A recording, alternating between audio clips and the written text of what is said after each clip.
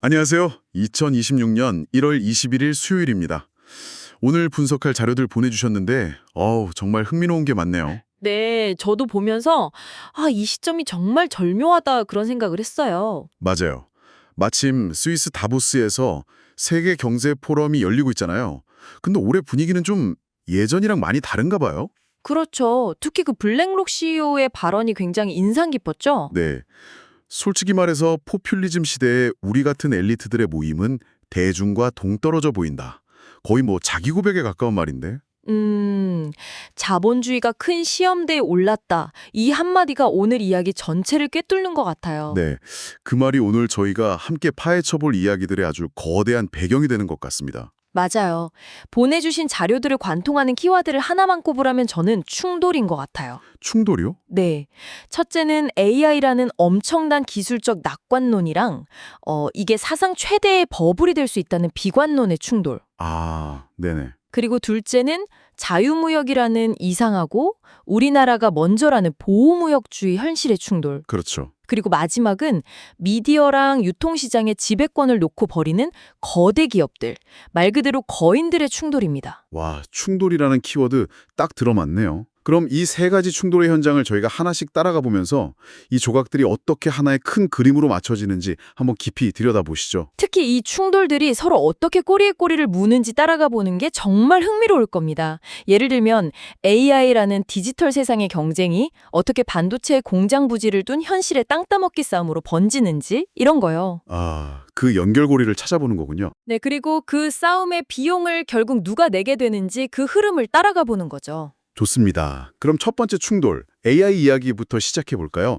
자료를 보니까 지금 전 세계가 AI 때문에 메모리 반도체, 특히 그 램이 없어서 난리더라고요. 네, 정말 심각한 수준이죠. 미국의 마이크론이라는 회사는 수요를 도저히 감당을 못해서 대만에 있는 공장을 18억 달러, 우리 돈으로 2조 원이 넘는 돈을 주고 인수까지 했어요. 그런데 그 공장에서 D램이 본격적으로 나오는 게 2027년 하반기래요. 아직도 한참 남았네요. 와. 그만큼 수요가 폭발적이라는 거죠. 핵심은 그 AI GPU에 꼭 필요한 HBM, 고대역폭 메모리 때문이에요. 그 HBM이요? 네, 이게 일반 D램보다 훨씬 비싸고 만들기도 어려운데 AI 연산에는 이게 없으면 안 되거든요. 마이크론 같은 경우는 2026년에 생산할 HBM 물량을 이미 작년에 다 팔았다고 해요. 네? 2년 뒤에 만들 걸 벌써 다 팔았다고요? 네, 말 그대로 완판이죠. 공급이 수요를 전혀 따라가지 못하는 겁니다. 듣고 보니 이 AI 열풍이 그냥 소프트웨어 이야기가 아니었네요. 근데 이런 반도체 부족보다 더 근본적인 문제가 터지고 있다면서요. 바로 전기. 맞습니다. 바로 그 지점이 정말 중요해요. 데이터 센터들이 전기를 너무 많이 먹으니까 기존의 중심지였던 버지니아를 떠나서 텍사스로 막 몰려들고 있다고요. 네, 2028년이면 미국 전체 데이터 센터 용량의 30%를 텍사스가 차지할 거라는 예측까지 나올 정도예요. 30%나요? 네, 기존의 거대한 전력망에만 의존해서는 이제 감당이 안 되는 거죠. 그래서 이제는 데이터 센터가 아예 가스터빈 같은 걸로 직접 전기를 만들어서 쓰는 자체 발전이 새로운 표준이 되고 있어요. 잠깐만요. 그럼 이게 우리가 채팅창에 지문 하나 입력하는 그 디지털적인 행위가 저 멀리 텍사스에 있는 가스터빈을 돌리게 만드는 뭐 그런 거대한 물리적 연쇄 반응이라는 거네요. 정확한 비유입니다. 디지털 세상이 현실의 에너지랑 땅을 그대로 집어삼키고 있는 셈이죠. 와, 이런 엄청난 성장세를 바탕으로 하니까 오픈 AI 같은 회사는 자신감이 넘칠 수밖에 없겠네요. 그렇죠. 2023년에서 2025년 사이에 컴퓨팅 자원은 9.5배, 매출은 10배 늘었다고 발표했고요. 10배요?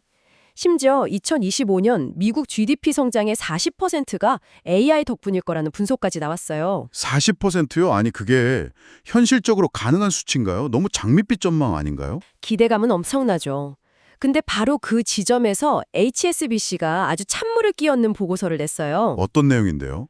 오픈 AI가 앞으로 사업을 유지하고 확장하려면 2,070억 달러, 우리 돈으로 200조 원이 넘는 자금이 더 필요할 거라는 겁니다. 200조요? 200조 원이요. 네. 근데 더 심각한 문제는 지금 오픈 AI의 8억 명 사용자 중에 95%가 돈을 한 푼도 안 내는 무료 사용자라는 점이에요. 95%가 무료 사용자다. 와, 이건 사업 모델에 심각한 구멍이 있다는 얘기잖아요. 바로 그겁니다. 소수의 유료 사용자가 나머지 전부를 먹여 살리는 구조인데 이게 과연 지속 가능하냐는 거죠. 바로 그 질문을 빅쇼트로 유명한 투자자 제레미 그랜뎀이 던지고 있더라고요. 네, 아주 강력하게 경고하고 있죠. 지금 AI 열풍은 과거 닷컴 버블을 뛰어넘는 역사상 가장 큰 버블 중 하나라고요? 그리고 이 버블이 터지면 단순히 기술주 몇 개가 아니라 주식시장 전체가 무너질 거라고 맞습니다.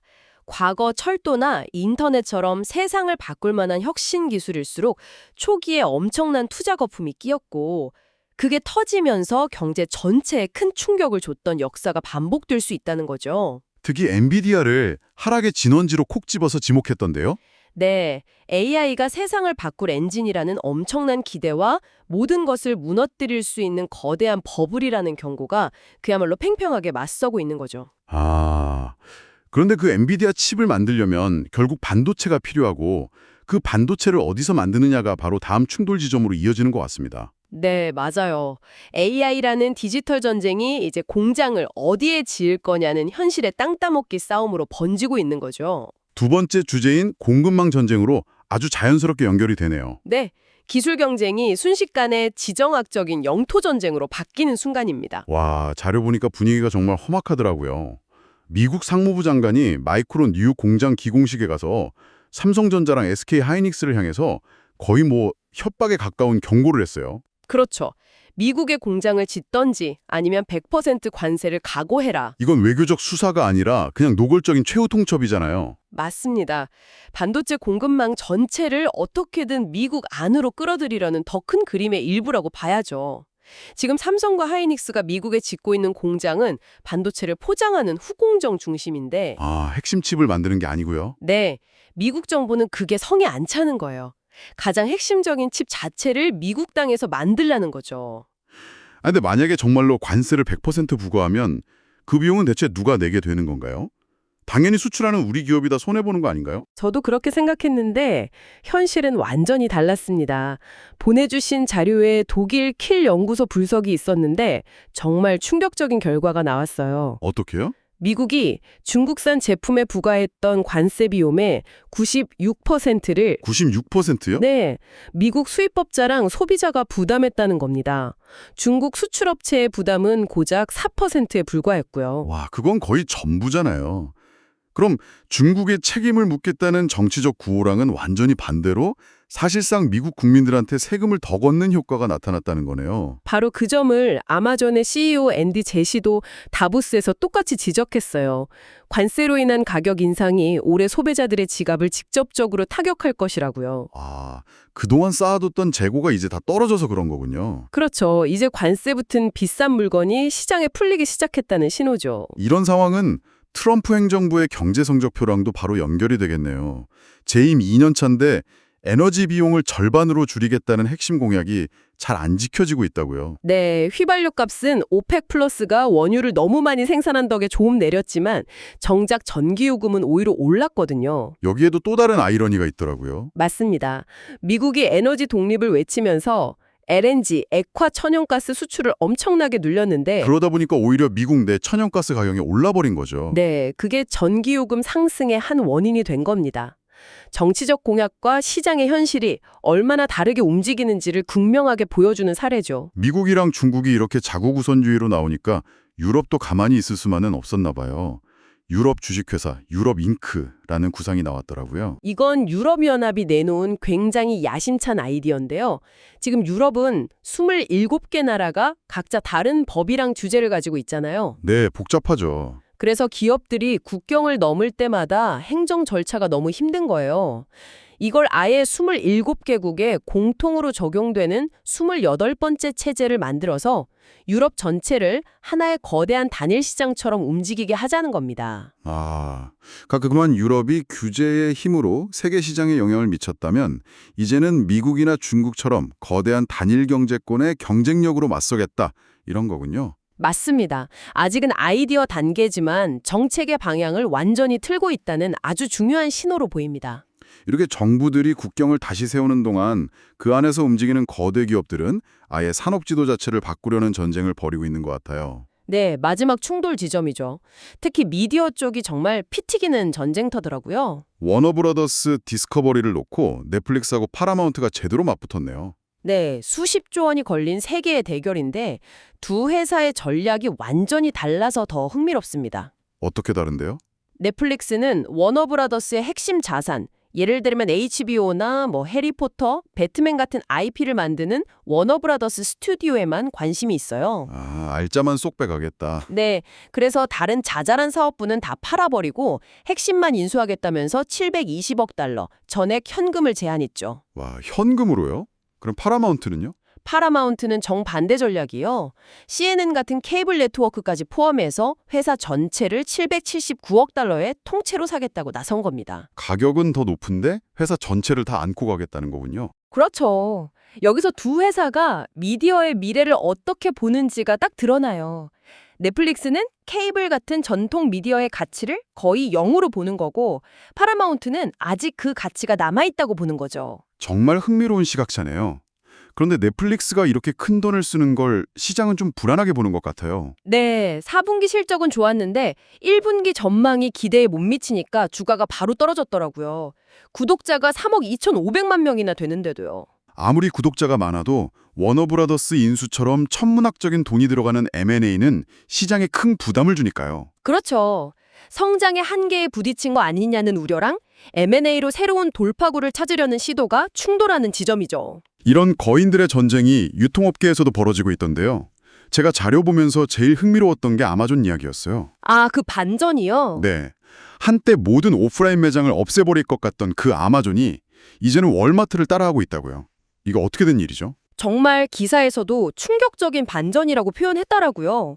아마존이 온라인에서는 최강자지만 딱 하나 정복하지 못한 영역이 바로 신선식품이었어요. 아, 신선식품이요? 네. 미국 인구의 90%가 집에서 10마일, 그러니까 한 16km 안에 월마트 매장이 있거든요. 이 촘촘한 오프라인 물류망을 온라인만으로는 도저히 이길 수가 없었던 겁니다.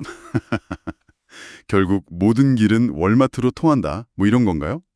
온라인으로 세상을 전복한 거인이 신선식품이라는 아주 현실적인 문제 앞에서 결국 두 손 두 발 닫은 셈이네요. 그렇죠.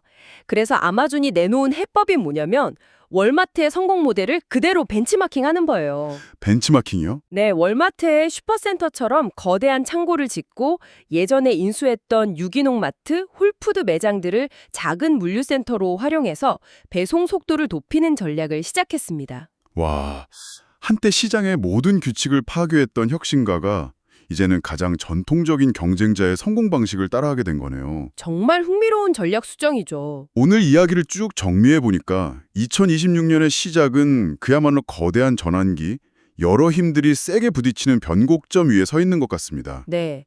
AI라는 엄청난 기술적 잠재력과 모든 걸 삼킬 수 있는 버블의 위험이 공존하고 있고요. 그리고 평평했던 세계화의 시대가 저물면서 그 비용을 누가 낼 거냐를 두고 나라들이 힘겨루기를 하고 있고. 또 그 안에서 기업들은 생존과 시장 지배를 위해 그야말로 수십조 원을 건 거대한 베팅을 하고 있는 거죠. 맞습니다.